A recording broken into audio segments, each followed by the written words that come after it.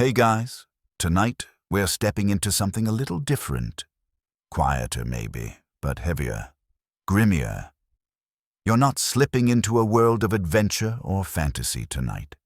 Instead, you're opening the door to a time and place that breathed smoke, bled filth, and rarely forgave the weak. Victorian London. This wasn't the glossy London from oil paintings or polite novels. This was a city of ambition and agony, a place where steam met soot, and survival was not a promise but a daily negotiation. If that sounds like something you're ready to drift off to, dim the lights, maybe turn on a fan for a little white noise, and let's wander through the past together. You wake, not gently, not peacefully. Your first sensation is the unmistakable odor of sweat, must, and wet stone. Your first sight, your brother's dirty foot inches from your nose, twitching in its sleep, stained and calloused, more like an artifact than a limb. This is not your bedroom, it's not a living room, it is simply the room, the only room. It is your shelter, your hearth, your prison. 7 of you cram into this one sagging space, siblings, parents, maybe a boarder who pays just enough to justify their corner.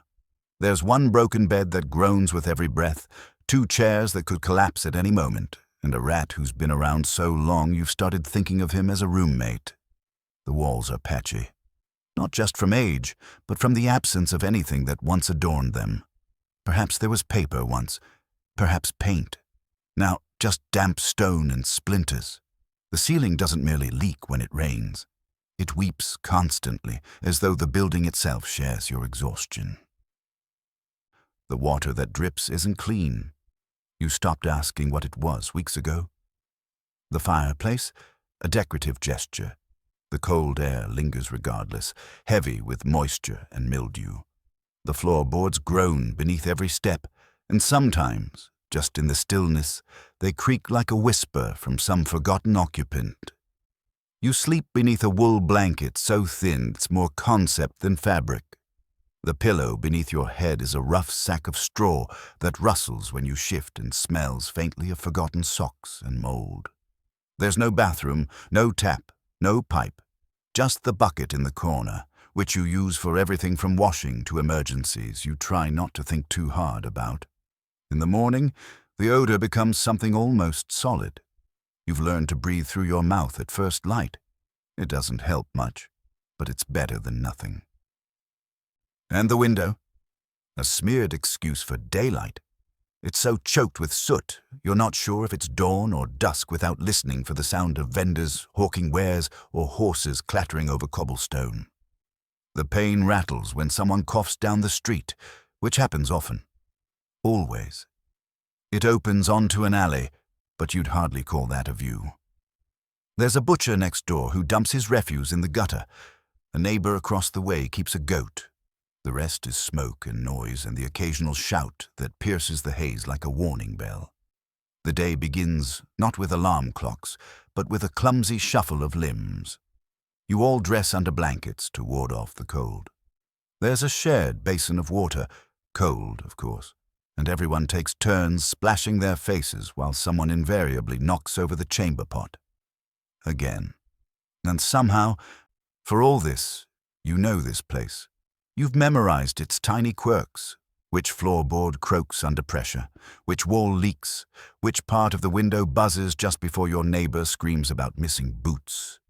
It's not comfort you feel, but it's familiarity. And sometimes, in this city, that's the closest thing to peace you'll get. Because once you step outside, things don't get easier. The room isn't a sanctuary, it's a threshold. It prepares you for the real world, not by easing you into it, but by battering you beforehand. Every hardship inside these walls is simply rehearsal for the stage of survival that awaits beyond your door. And so, clutching a crust of stale bread, still half in sleep, you step out, and the city greets you with its breath. The moment you open the door, the outside air greets you, not like a breath of fresh morning, but like an assault. It hits you with a density of wool soaked in smoke, Not fog, not mist, nothing poetic. This is the cloying, suffocating shroud of what the locals grimly call the London particular. A mix of industrial smoke and river fog, thick as soup and twice as filthy. You can't see the cobblestones beneath your feet. You can't see the next doorway. You squint and guess at shapes. Maybe that's a lamppost. Maybe it's a person. Maybe it's both. It doesn't matter. The world is smothered in a curtain of grey that blots out everything but the sound of boots, wheels, and coughing. And there's coughing everywhere. Rhythmic, relentless, hacking that sounds as if lungs are being wrung out like wet laundry. Children cough, women cough. Old men cough like their ribs might give out. You cough. It's involuntary, like a reflex for staying alive. The air doesn't just fill your lungs. It settles in your throat, leaves a bitter film on your tongue, and clings to your clothes like an uninvited second skin. Every breath tastes of soot, wet stone, and yesterday's boiled cabbage. If you're lucky. On a bad day, there's something else mixed in. Sewage, perhaps, or horse manure, or the lingering aftermath of last night's butcherings. The scent is omnipresent, as if the city itself is decaying and you're just one more organ inside its rotting carcass. You press forward, picking your way through a puddle that smells like death. Your boots sink into the sludge, black and thick and clinging. This is not a city paved in gold or even cobblestone dreams. It is a living swamp, one that churns with waste, rainwater, coal ash, and the discarded shame of thousands. The street is no refuge. It's a gauntlet. There are no real sidewalks, only narrow ledges of stone already claimed by shouting vendors, loitering boys, and dogs gnawing on bones that probably shouldn't be in circulation. The main path is shared by carts, horses, men, women, children, and everything else that has no choice but to move. Horse-drawn wagons come barreling through, indifferent to bodies or baskets in their path. Step wrong, and you're flung into a gutter that doubles as a sewer and sometimes triples as a grave. There's a dark stream running through the middle of the street, this city's bloodline, full of rotting vegetables, broken glass, the occasional rat, and things best left unidentified. Above you, windows swing open with a clatter and a slosh, and down comes the contents of a chamber pot, a casual splash of human waste adding to the stew below. You learn to walk with your eyes up and your mouth shut. Timing is everything. Dignity is optional. The people are no safer than the terrain. Children dart through the crowd like wild birds, too quick and too clever, always watching for a pocket to pick or a bun to snatch. Vendors scream about fish, about bread, about trinkets that may have fallen off a cart. The sounds never stop. Someone shouts about a stolen coat. Someone curses their lost coal. Someone else recites a dirty joke to no one in particular. And still the fog persists. Lamps burn day and night, but barely pierce the gloom. You see shapes move, but you don't know who they are or where they're going. Maybe they don't either. Maybe they're just walking to keep warm, to feel like they're still alive. That's what most people are doing in this city anyway, surviving out of sheer stubbornness. You pull your coat tight, duck your head, and push onward. There's nothing romantic about the streets here. They do not invite. They threaten. Every step is a question. Will you make it to the next corner? Will your boot hold? Will you trip over a loose cobblestone or under someone's wheels? And yet, this is life, the routine, the normal.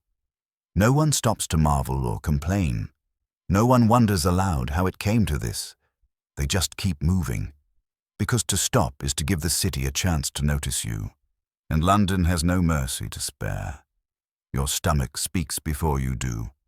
A low, hollow rumble that cuts through the fog and reminds you that the body still demands nourishment, even when the city offers so little of it.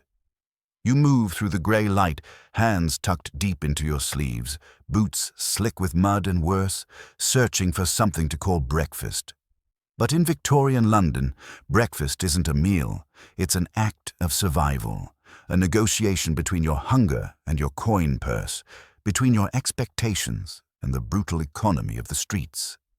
If you're like most, and you are, then you're part of the laboring masses, the ones who keep the city alive while it slowly kills them. There's no fried egg waiting at a cozy cafe. No toast, no sausages, no warm smile behind a countertop. Breakfast is a crust of yesterday's bread, hard enough to splinter if dropped. You chew carefully, not out of manners, but necessity. Your teeth can't afford another chip. If you're lucky, someone boiled oats last night. Porridge, thin and grey, lumpy and lukewarm, served from a tin pot with more dents than dignity. And there's tea. Always tea. Not because it warms the soul, but because boiling water is your only defense against the city's sickness. The tap is poison, the river worse. But tea, once boiled, is relatively safe. Safe-ish. There might be a splash of milk if your wages stretched far enough. But milk, like everything else here, is suspect. It might be watered down, it might be something worse. Enterprising vendors preserve their stock with things no cow ever produced. Chalk, chemicals, formaldehyde. Butter is a legend. Sugar, a dream. Jam, a treasure from a dead aunt's pantry, if you're fortunate. You spread nothing on nothing and tell yourself it's fine, better than the alternative, better than nothing at all. If you live near a bakery, you might catch the scent of fresh bread, sweet, yeasty warmth drifting on the morning air. But don't let it deceive you.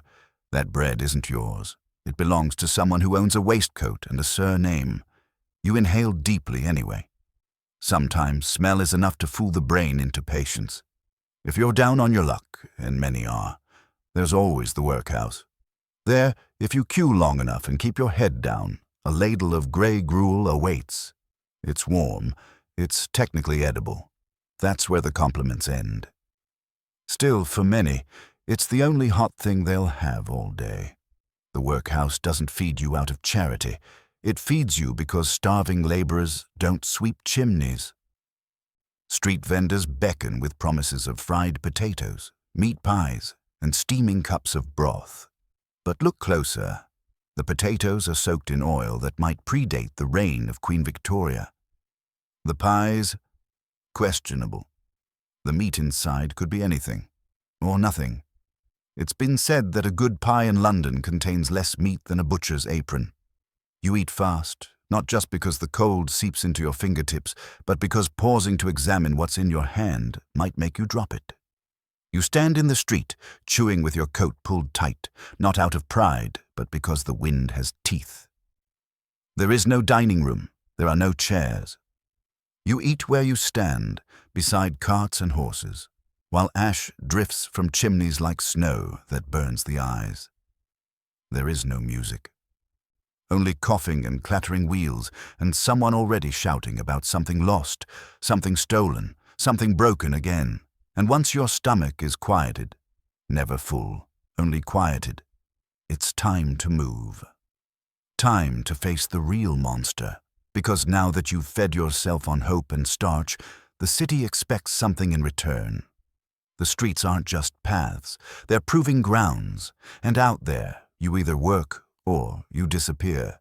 The city doesn't wait for you to gather strength, it demands it, even if you've none to spare. So, with half a crust in your stomach and soot already settling on your shoulders, you plunge into the machinery of the day. Victorian London doesn't whisper or welcome. It shoves, it bellows, it grinds. The streets pulse like arteries, clogged and restless. You step out into the churn and immediately regret it. It's not that you have a choice. You need work, you need coin. You need to find a way to stay ahead of the hunger that always lurks a few paces behind. But every step outside is a wager. Forget sidewalks. If they exist at all, they're cracked, narrow, already claimed by others. Beggars with sunken eyes, traders with grimy goods, and constables trying to look important without getting involved. The true river of movement runs down the middle, a mucky path carved by wheels and boots and hooves. And it's not a place for the weak. Carts race past you, horse-drawn wagons rattling with barrels, coal deliveries, timber, people. Drivers bark warnings or insults or both, and you learn quickly to leap aside unless you fancy being trampled into the filth. There is no right of way. There is only bigger, faster, louder, and the filth, always the filth.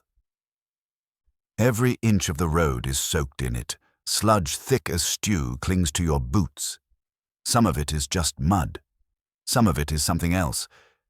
The gutters, those grimy channels meant to carry the city's waste, run down the center of the street like open wounds.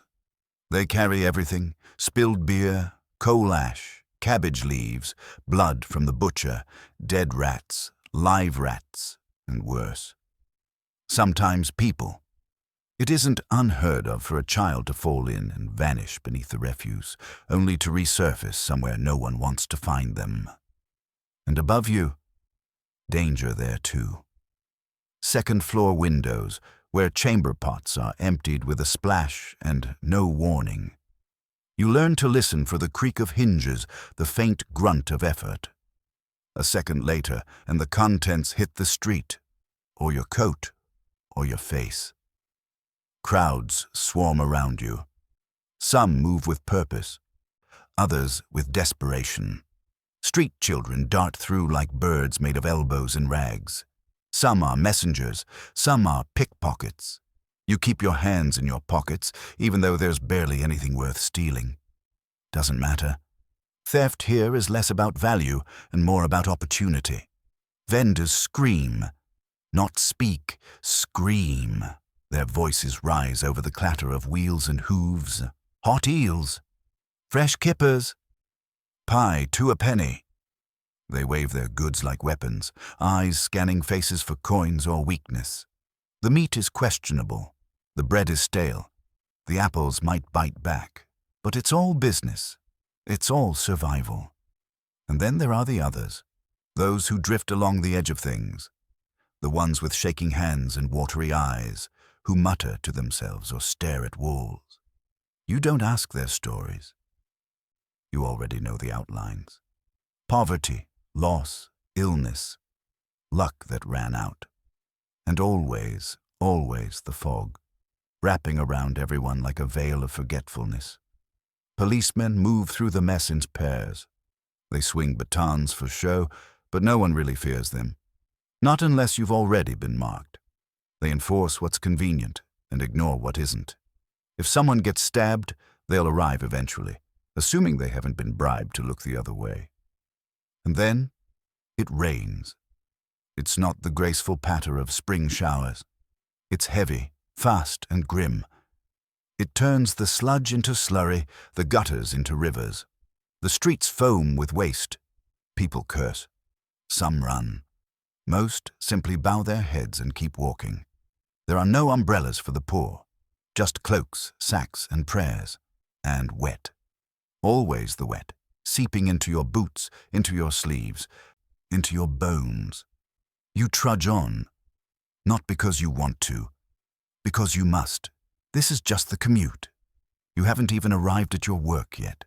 The city has tested you before you've earned a single coin, and tomorrow it'll do it all over again. Welcome to the streets. They don't care who you are, only whether you move fast enough not to fall. If you've made it through the streets without injury or arrest, that's already a small victory. But London doesn't reward survival. It expects it. The real trial now begins. Work. Or, more precisely, the pursuit of it. Because in Victorian London, employment isn't a promise, it's a privilege, and not the comforting kind. A job here isn't an identity or calling. It's a sentence, a test of how much your body can endure before it fails you, or how long your spirit can last before the weight of smoke and coin grinds it into silence. If you're a man, and luck has tilted slightly in your favor, you might find yourself at the factory gates. Dozens like you shuffle forward each dawn, boots soaked, coughs muffled, eyes rimmed with exhaustion before the day's even begun. The hours? 14, maybe 16. The pay? A handful of pennies, enough to keep you just above starving and just below rebellion. Inside the factory, the world narrows. The noise is constant, mechanical, deafening, a chorus of gears and pounding metal that vibrates in your teeth and settles into your bones. The air hangs thick with smoke and powdered rust. You breathe it because there's no other choice. The machines don't pause. Neither do the men who operate them. You work beside blades, hammers, belts that snap with terrifying force. If you lose focus for even a moment, if your hand slips, if your shirt catches, there's no second chance.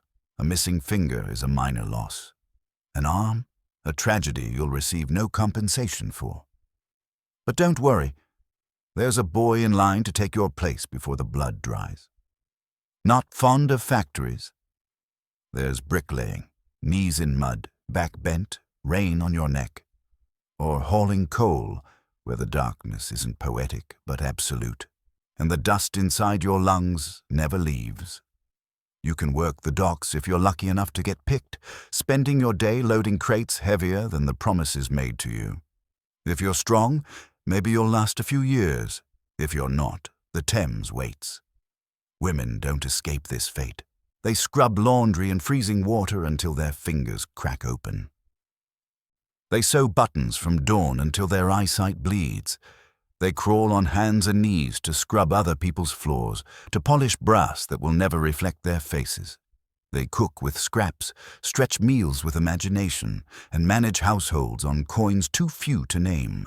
And if there's no work to be had, if the factories are full, if your body is too broken, if no one sees you when you line up, there's always the workhouse, a place where the city keeps its unwanted.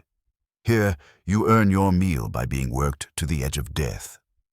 Stone breaking, rope picking, endless, joyless labor in exchange for a bed of straw and something warm enough to swallow.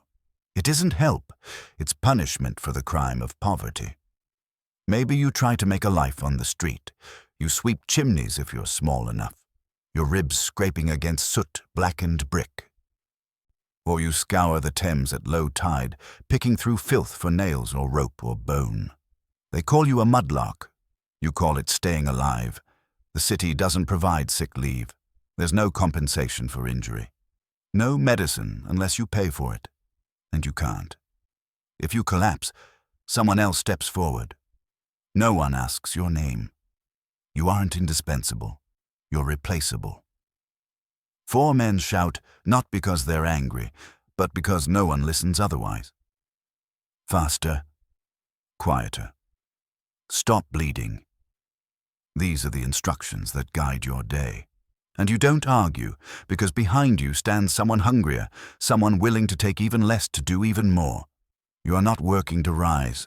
You are working to not fall further. In Victorian London, employment doesn't pull you out of poverty. It chains you to it. And every step forward feels like sinking deeper into the mire.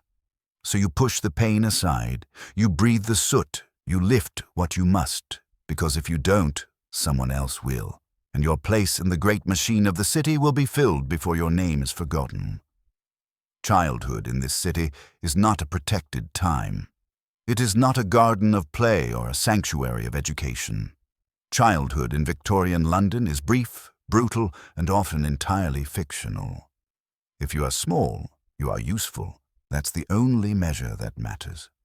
By the time you can walk with purpose, you're expected to earn. At 5, you may already be sweeping chimneys, dragged up to rooftops by men with sooty hands and sharp commands. You are small enough to fit inside the flues, to twist your narrow shoulders through the bends, to cough without complaining. You do not cry. If you get stuck, they poke you with a stick. If you scream, they say you're faking. If you stop moving, well, another child is waiting below. Perhaps you're luckier. Perhaps you become a match girl. You sit at a long table, dipping tiny wooden sticks into white phosphorus, your fingers pale and raw from the poison. It seeps into your jaw, causes your teeth to ache. your bones to glow faintly at night. They call it phossy jaw, a slow decay from within. Your pay is barely enough to eat. Your reward is pain and the promise that you won't last long. Some children turn to the river. Mudlarks, they call them. You crawl through the foul tide of the Thames when it recedes, picking through sewage and sludge, looking for rope, nails, bones, anything that might fetch a halfpenny. You come out soaked to the waist, fingers blue, skin raw. You hope you don't step on glass. You hope you don't catch something nameless. Others sell things, newspapers, roasted chestnuts, buttons, rags. You shout until your voice breaks, and when it rains, you keep shouting. If you're small and fast, someone might pay you to run a message. But that means weaving through traffic, dodging hooves, avoiding carts. If you slip, you're trampled, and no one stops. Some end up in factories just like the grown men, only smaller, cheaper, and more disposable. Children are perfect for cleaning the machines because they fit underneath while the gears still turn. They tell you not to be scared. They don't tell you what happens if the spinning parts catch your sleeve. But you find out eventually. Everyone does. Safety gear? No such thing. If your hand is crushed, your foot sliced, you're told to stop crying and get out of the way. You're replaced before the bleeding stops. There's no time for mourning, no time for healing. Your body is a tool. When it breaks, it is discarded. And if you're an orphan, life becomes sharper still. You have no one to speak for you, no one to protect you from the worst options, the workhouse, the street, or worse, being sold into service, pressed into labor in homes where you're more furniture than child. Or you simply vanish into the fog, never to be seen again, another shadow swallowed by the city. In the eyes of industry, children are convenient. They don't ask questions, they don't need much food. They obey, and if they collapse, another stands ready. And yet, somehow they laugh. Somehow they find moments to sing, between jobs, between shifts, between coughs that shake their small frames. Children still chase one another through alleys. They tie rags into balls and kick them through the grime. They tell jokes that make no sense and share bread crusts like banquet feasts. Because even in the shadow of chimneys, even in streets that never sleep, children remember how to dream, if only for a moment. They are born into hardship, trained in survival, and expected to carry the weight of empire before they've lost all their baby teeth. Their childhood isn't stolen. It is never offered in the first place. If you thought the city was cruel to men and merciless to children, wait until you walk a day in a woman's shoes. If she has shoes. For women in Victorian London, there is no relief, no recognition, and certainly no rest. You work always, and when you stop working, you are blamed for it. If you are unmarried, you may be lucky enough, or unlucky enough, to become a domestic servant. That title sounds orderly, even quaint, but it masks a lifetime of grueling service. You wake before the sun, hauling coal, scrubbing floors, blacking hearths with soot-stained cloth. You carry water up 3 flights of stairs, then back down again when someone decides they'd rather bathe later. You iron sheets for people you're not allowed to speak to, polish silver that's never been touched by hunger, and wait silently by the door, just in case someone rings a bell. You sleep in the attic, if there's a bed at all. You eat last. You eat scraps. And if the master of the house takes an interest in you, the kind that curls your stomach, you're expected to be flattered. If something happens, it's your fault. If you complain, you are dismissed, and there are always others lined up to take your place. Women don't receive protection. They are expected to provide it. If you're married, congratulations. Your burden has doubled. You now clean your own home, which is likely a one-room dwelling shared with a husband, several children, and perhaps another family if rent demands it. You cook what you can with what you don't have. You patch clothing until it becomes more patch than cloth. You manage a week's worth of meals with coins that jingle like mockery. You pray that children don't fall ill. You pray your husband doesn't lose his job, or worse, comes home angry. And when your family's income isn't enough, and it rarely is, you take in laundry. You scrub rich people's linens until your knuckles bleed. You boil water in a cracked tin pot, drag wet sheets through narrow doorways, hang them in smoke-soaked air, and do it again tomorrow. Or you sew. Seamstresses stitch for 14 hours a day in corners too dim to see properly. You're paid by the piece, and if your fingers bleed on the cloth, you're not paid at all. If that fails, if illness, loss, or misfortune knocks on your door and refuses to leave, there is always the street. Not for begging, for selling what little society claims is yours to sell. Sex work is illegal in theory, but tolerated in practice. Men use you, policemen arrest you, society condemns you. You may feed yourself this way, you may find shelter, but the price is constant fear, of violence, of disease, of being discarded once more. And through all of this, you're told to be gentle, to be quiet, to smile. Victorian society paints women as the moral backbone of the home, even if that home is falling apart from rot and mold. You're expected to raise children with grace, cook with creativity, manage money that doesn't exist, and somehow remain clean in a world that stains everything it touches. There is no maternity leave. There are no rights, no votes, no representation. Just a long line of other women in the same situation. Some kind, some cruel, all exhausted. And yet somehow you endure. You bandage wounds. You hush crying children. You sweep the doorstep, even when the dust returns the next morning. You share food with a neighbor who has less than you. You laugh sometimes. Not because it's funny, but because not laughing would break you completely. Victorian London doesn't give you a pedestal. It gives you a broom and a backache.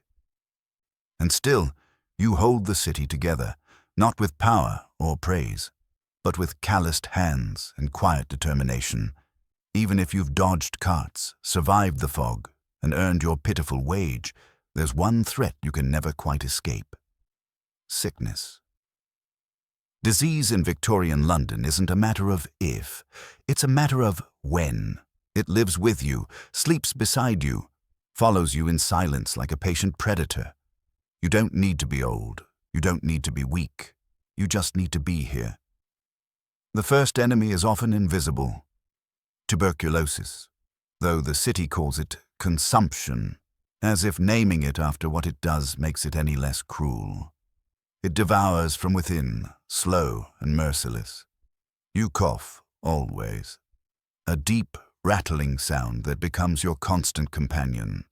Your handkerchief shows flecks of red, and you stop wiping your mouth in front of others. No one reacts. Everyone knows someone who's fading. The rule is simple: you work until you drop. Then they bury you. And maybe your children move into your job. Then comes cholera, carried in your water as if it were just another flavor. One day you feel fine. The next, your stomach turns to water, and your strength drains out of you in hours. It moves fast. Entire streets go silent. Neighbors vanish behind curtains. Doors are bolted. The local pump is chained up, but always too late. The source has already done its damage. Scarlet fever, typhoid, diphtheria. You don't need to know their names to know their touch. They don't knock politely. They sweep through tenements like fire, choosing the weakest first. Children, the elderly, anyone already worn thin by coal dust and hunger. But even the strong fall. Doctors exist, yes, but if you are poor, and you are, doctors are for other people. The wealthy might summon a physician in a black coat with a stethoscope and spectacles. You go to the chemist. There, in a dim shop smelling of liniment and regret, you buy a bottle of laudanum, a thick syrup of opium and alcohol, handed over with a nod and no questions.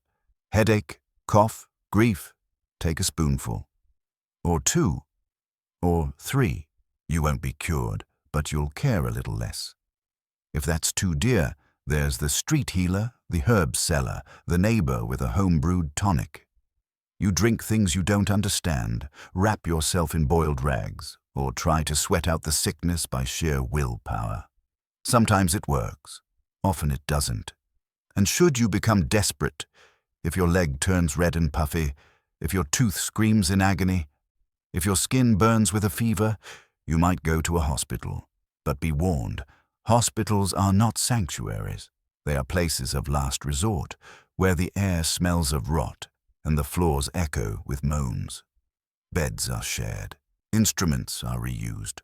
Surgeons wipe their hands on their aprons and move to the next patient. No gloves, no antiseptics, only steel and speed. A splinter might mean amputation. A cough might mean contagion. A mother in labor might never hold her child. There are no guarantees. Medicine in this city is guesswork in Latin. And when death comes, it does not linger. It takes what it wants and leaves quietly, without ceremony. You do not get time off to recover. You don't even get time to mourn. If your son dies, you bury him in borrowed clothes. If your wife sickens, you work through her final days. Because the landlord won't wait and the bread seller won't weep with you. There are too many others to feed. Too many others just like you. So you wake up coughing, you go to bed sweating, and you count yourself lucky if your feet still carry you. In Victorian London, survival isn't health. It's endurance. You're parched. Not from the heat. London rarely offers that, but from the constant haze of smoke and coal and disease that dries your throat and cracks your lips. The soot settles inside you, lines your tongue, makes every breath feel like chewing on dust, so you reach for the most natural remedy, water. Except here, water is not your salvation. It is a loaded pistol with a porcelain handle. To understand just how dangerous thirst can be, you must first understand the Thames. The river runs through the heart of the city like a poisoned vein. It carries everything, literally everything. Dead dogs, rotten vegetables, chemical waste from factories, human waste from thousands of homes. Corpses, sometimes. And yet, this same river is where your drinking water comes from. It's not as though you have a personal well. If you're poor, and most are, you rely on public pumps or communal spigots. These are often shared by hundreds of neighbors and conveniently located near sources of pollution. Tanneries, slaughterhouses, overflowing cesspools. You fill your bucket, pretending not to notice the film floating on top, the occasional wriggling thing just beneath the surface. They say it's filtered. They say the water companies pass it through gravel. Maybe. Maybe it touches a stone on its way in. Maybe it passes through wishful thinking. Cholera doesn't care. It moves quickly, invisibly, through shared buckets and washing basins, down from tenement windows and across wet floors. A single sip might be enough. A single meal prepared with the wrong pot, a single careless hand touching both bucket and bread. That's how it spreads. Not with drama, with routine. When the government finally begins installing sewers, after the infamous summer of 1858, when the stench from the Thames grows so overpowering that Parliament itself flees its chambers, it's less out of concern for the dying and more out of disgust. It takes unbearable odor to move the powerful. But even then, change is slow. The pipes are few, the pumps unreliable. So you boil your water when you can. You pour tea not for pleasure, but for safety. Even children drink weak beer instead of risking what flows from the tap. At least beer has been boiled. At least beer doesn't kill you, unless you have too much, which in this city is not unheard of. Bathing, a luxury. You share a tin tub with the whole family, once a week if you're fortunate. The same water cycles through bodies and bruises, laundry and dishes, sometimes the occasional fevered forehead. Soap is optional. Warmth is a miracle. Cleanliness is negotiable. And yet, you still thirst. You drink. You hope. You try not to think about what you're swallowing. Because in Victorian London, Thirst isn't just about desire. It's about desperation. And when the only cure for your dry throat is the same thing that might poison your blood, you learn to sip carefully. Or you don't survive at all. You've tried honest labor. You've endured the streets, swallowed the soot, dragged yourself through factory doors for a handful of coins. But rent is still due. Hunger keeps returning, the children need boots, and the workhouse is never more than a misstep away. So maybe, just maybe, you consider crime. In Victorian London, crime isn't a fall from grace. It's a career path. A system, a structure, a way of surviving when everything else has failed, and it begins quietly with the small things. You start with a bump in a crowd, a gentle brush of fingers, and suddenly a pocket watch is yours.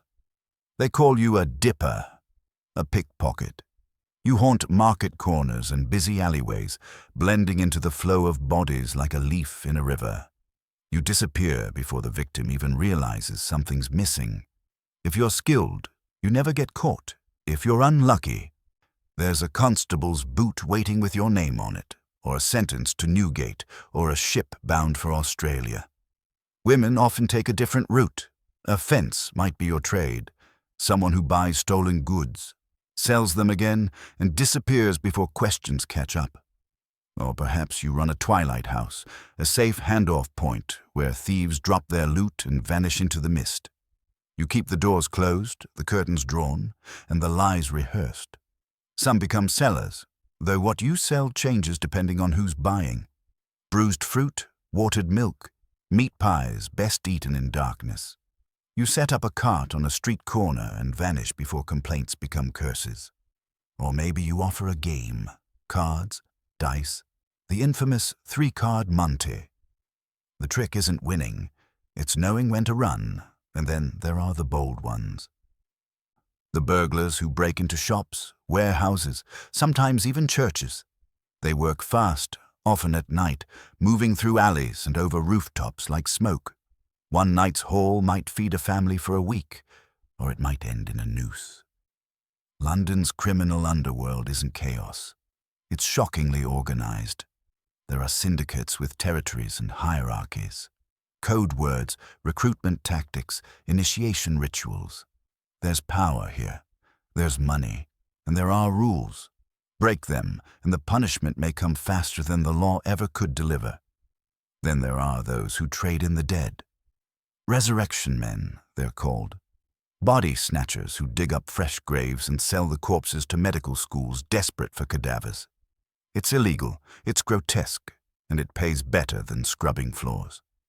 The dead don't complain, the living look away. Of course, if you get caught, really caught, it's more than a beating. You could be flogged, branded, locked away for years, or worse, transported. A euphemism for exile to a penal colony across the sea, a one-way voyage from which few ever return. But ask those who steal if they'd rather go back to starving, and you'll understand why the risk doesn't scare them. Because in this city, morality is often a matter of stomach, a question of what you're willing to do to stay alive one more night. Crime doesn't feel evil when hunger claws at your ribs, when your child is crying and your hands are shaking, when all the doors of respectable labor have closed in your face. So you walk that line between shadow and survival. You tell yourself it's just until things get better, but things rarely do. And soon, the fog feels familiar. The alleyway feels like home. In Victorian London, crime isn't the opposite of work, it is work. And for many, it's the only job that hires. Let's say something's gone wrong. A cough that won't stop, a fever that climbs, or worse, an accident. A cart ran over your foot or a factory belt caught your sleeve and took more than fabric. You need help, real help, a doctor. Good luck with that. Because in Victorian London, medicine isn't a science, it's improvisation. A mixture of myth, hope, sharp metal, and the occasional prayer. If you're rich, you summon a physician. He arrives in a hat with a bag and speaks Latin to justify his fee. If you're poor, your first stop isn't a doctor, it's the chemist. A small shop lined with dusty jars and faded labels. Behind the counter stands a man who knows just enough to kill you slowly. He reaches for the cure-all of the age, laudanum. Laudanum is opium dissolved in alcohol. A few drops for your headache, a spoonful for your grief, a bottle if you've lost someone and can't stop shaking. It doesn't fix the problem, it just floats you above it for a while, long enough to forget the pain, long enough to keep working, long enough to think you're healing. If the chemist can't help, you may try a barber surgeon. Yes, barber, he cuts hair. He also removes limbs, infection. That leg must go. You're seated in a chair, handed a stick to bite and told to stay still. There's no anesthesia, no antiseptic, just sawdust on the floor and a bucket nearby for what's left of you. He works quickly. The blade is sharp. The blood flows. The pain is indescribable. And when it's done, you are either lucky or you are dead. Hospitals exist, but they are not sanctuaries. They are overcrowded, underfunded, and often worse than the streets. 10 people to a room, one wash basin between them. Instruments wiped on aprons, patients stitched without gloves. No one sterilizes anything. Germ theory is still debated. Many believe disease comes from bad smell or sinful thoughts. You don't want to be there unless you have no other choice. And even then you hesitate. A toothache, pray it goes away. An infection, light a candle. Childbirth, flip a coin. Women enter with hope and often leave in silence, either from death or grief. Doctors might bleed you, cup you, electrocute you gently, or wrap your chest in mustard plaster. Why? Because someone once said it worked. Maybe it did. Maybe it didn't, but modern medicine is still far off. You are not cured here. You are managed, delayed, forgotten. Those who recover often do so in spite of the treatment. The body heals itself or doesn't. You lie still, breathe shallow, and wait. You don't complain. Complaining is expensive. And besides, there's always someone worse off than you. So when the pain comes, and it will, you don't seek comfort. You seek endurance. You grit your teeth. You mutter a prayer. And you remember what everyone in this city knows deep down. In Victorian London, you don't get better. You just get lucky. The sun sets, if you can even tell. In Victorian London, night doesn't fall like a curtain. It creeps in, slow and suffocating, blending with the fog until day simply gives up. The gas lamps sputter to life, casting flickering halos that barely penetrate the gloom. Everything turns dim, then darker. And that's when the city changes. You might imagine that night brings quiet, rest, the calm after the struggle of the day, but this is not that kind of city. This is London. And after dark, the city isn't asleep. It's waiting. The streets, already thick with soot and sorrow, become a stage for something else entirely. Shadows move differently now. People walk faster, or slower, or not at all. A figure lingers near a doorway. A silhouette slips behind a lamppost. Footsteps echo one beat too many. You don't turn around. You don't need to. If you're out past dusk, there are reasons, and none of them good. Perhaps you've just left work late. Perhaps you're searching for someone who didn't come home. Perhaps you have nowhere else to go. And in that case, you move with caution because the night has its own set of rules. And none of them favor the poor. Policemen patrol in pairs, swinging truncheons and walking with purpose. But they don't go everywhere. There are alleys they avoid, streets they ignore, places where even law prefers to look away. Crime sleeps during the day. At night it breathes. Robbers move like mist. Cut purses drift between drunkards and dreamers. And in the deeper pockets of London, the ones that the maps forget, there are figures who do not take your money. They take your safety. Sometimes more. Whitechapel, Limehouse. Names that curdle the blood even when spoken softly. Places where whispers follow footsteps, where some vanish and are never found. Sometimes they're women. Sometimes children. Always poor, always invisible until the headlines scream, and even then justice remains a theory. For women, the danger is multiplied. Men leer from dark corners.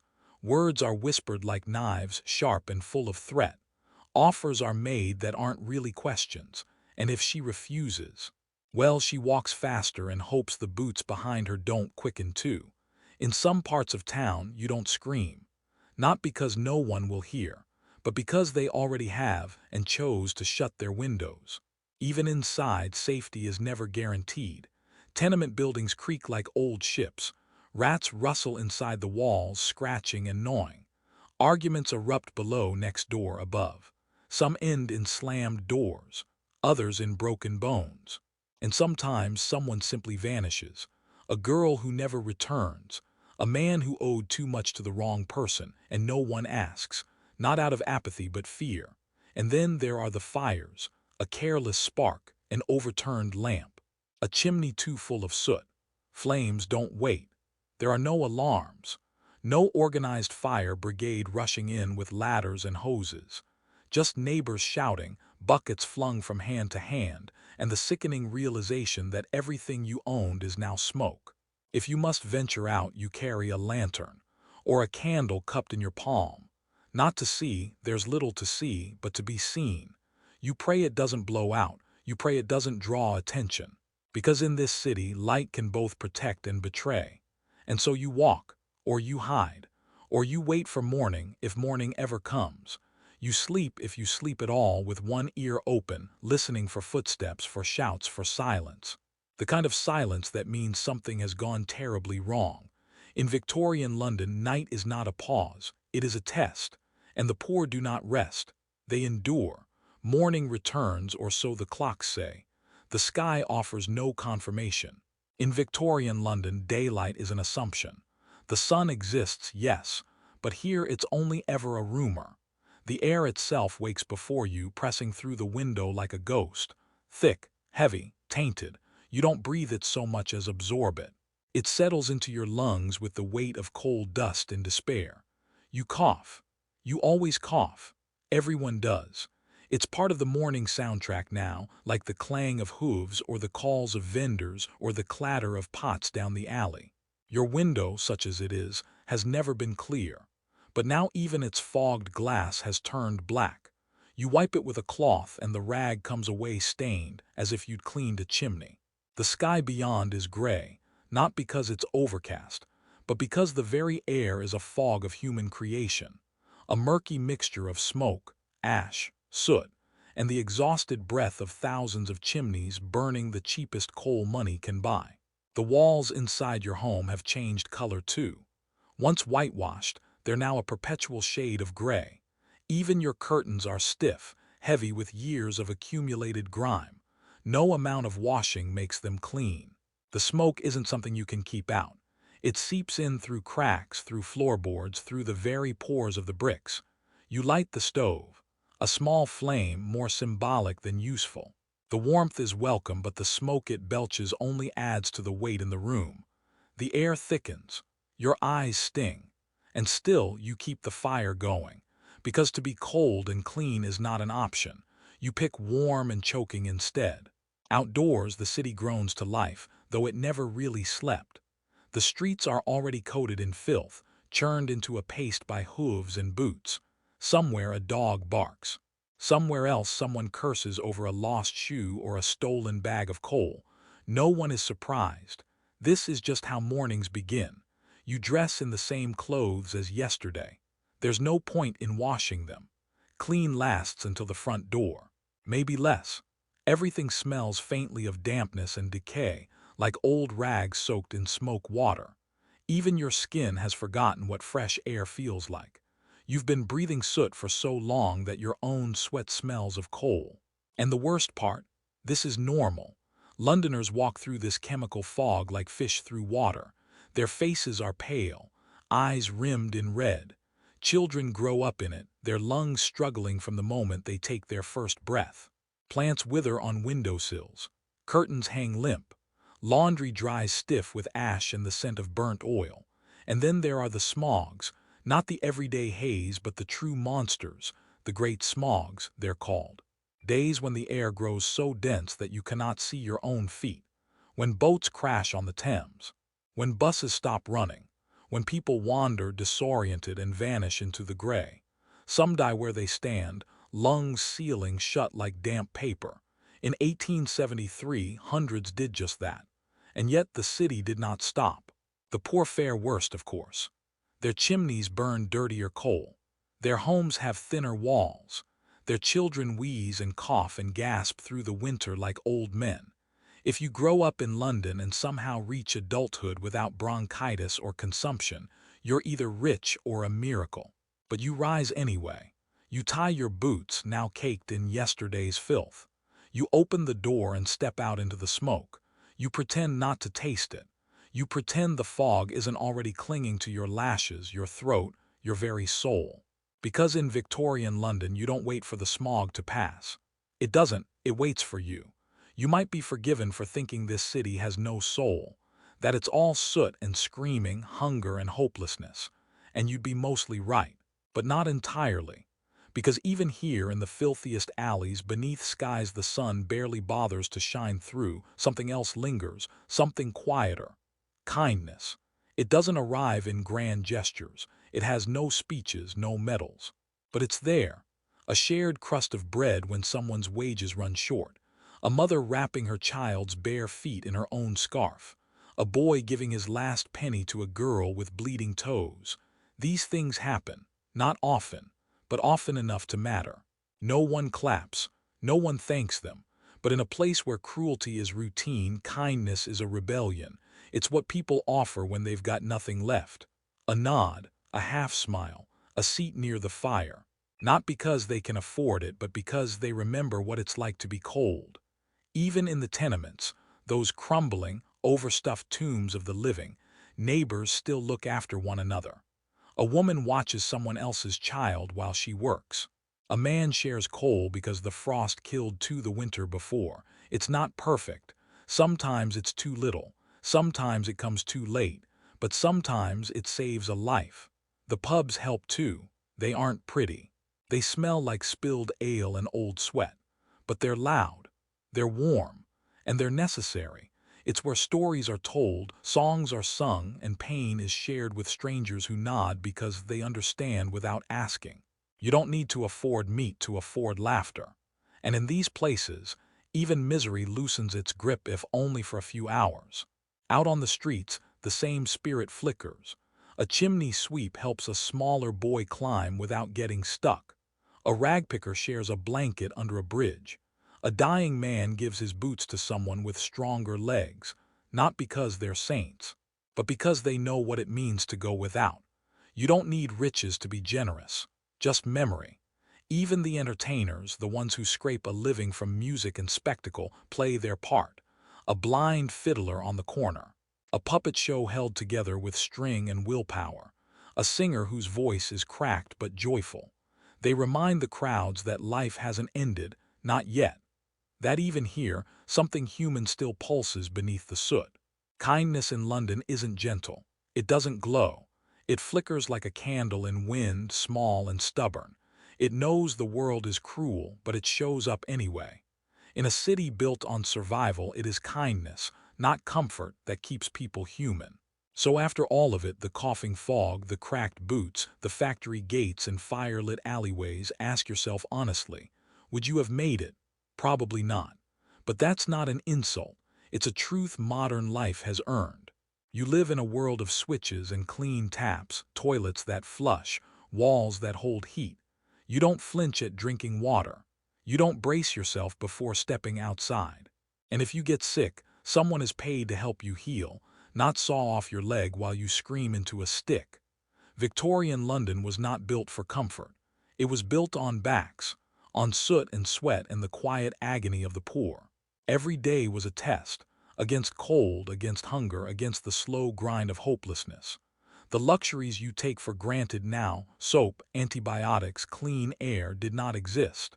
There was no safety net, no social contract, just the slow-moving machinery of industry chewing through human lives to keep itself turning.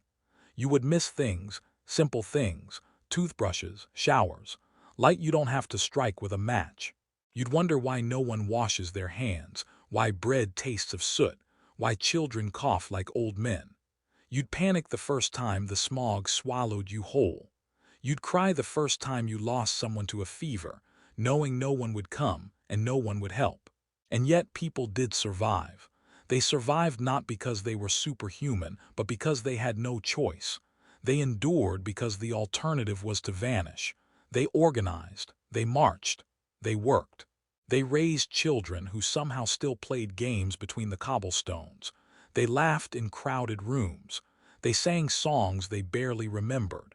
They fell in love in damp alleys and made promises with nothing but breath. They built unions. They wrote books. They carried their dead and still found the strength to comfort the living. They were not statistics. They were not soot-covered footnotes in someone else's empire. They were real, tough, wounded, human. And while the empire they built often ignored them, it was carried on their backs nonetheless. So no, you might not have lasted a day, but maybe it's enough to remember the ones who did, not as shadows swallowed by smoke, but as people, as mothers who swept doorsteps because someone had to, as boys who ran messages because their families depended on it, as women who boiled water in broken pots and still found time to smile, as men who lifted loads heavier than their wages and still came home to sing lullabies. They weren't heroes. They were survivors, and that, in Victorian London, was the greatest achievement of all.